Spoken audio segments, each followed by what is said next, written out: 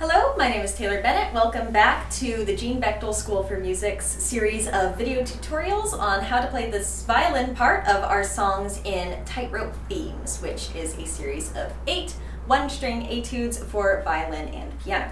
If you're joining us from our third tutorial, you will remember that we are working on the D string right now. But unlike D major, which is the song, the key for the song that we were in previously, we are now going to be in D minor. What does that mean for you as a player? Well, that means that your second finger is no longer going to be on the second tape, but rather it is going to be a low one, only a half step up from your first finger rather than a whole step.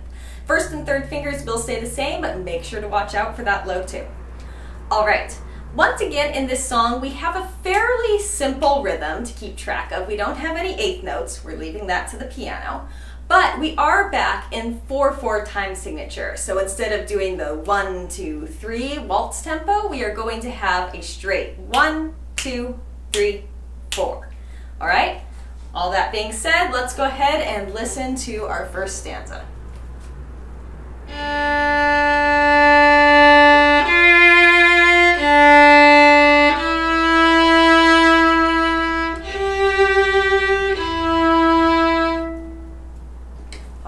Right here, that's where we stop because we have a repeat sign. We're going to repeat that line all over again.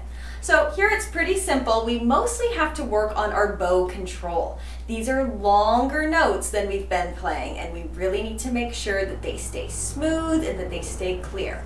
We're starting on that open D, and then we're going to play second finger, open D, first finger, third finger, first finger. So if you're a music theory nerd, you're going to notice that we're going to be playing in thirds, right? So we're going to go from D to F to D, and then E to G to E. Let's listen to that one more time as if it is the repeated section, and then I'm going to continue on.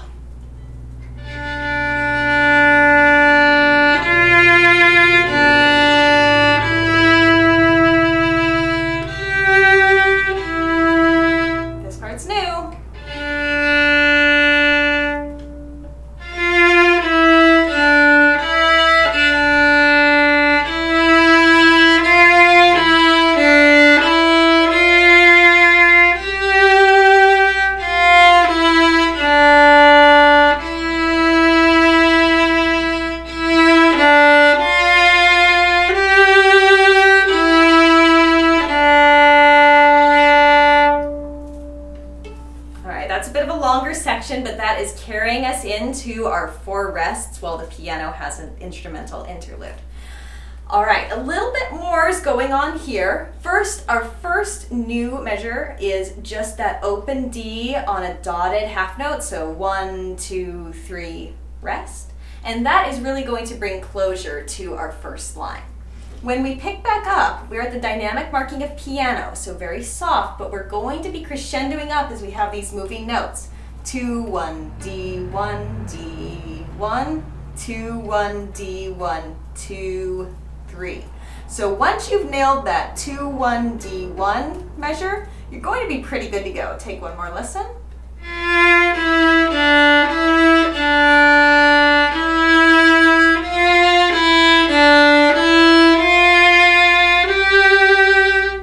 All right, let's continue on. We're going to play 2, 1, D, 1, 1, D, 2, 3, 1, D. Now here we're going to be crescendoing all the way up to mezzo forte, medium loud.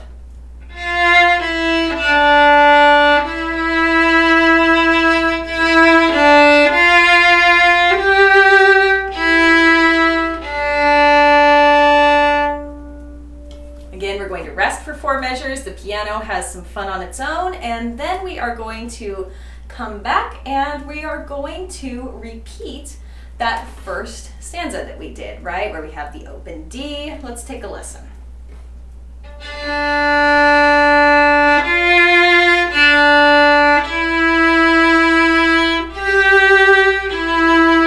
Then we see that repeat, so we're going to repeat it. Now we notice in the music it says piano on repeat, so I'm going to be a lot softer this time.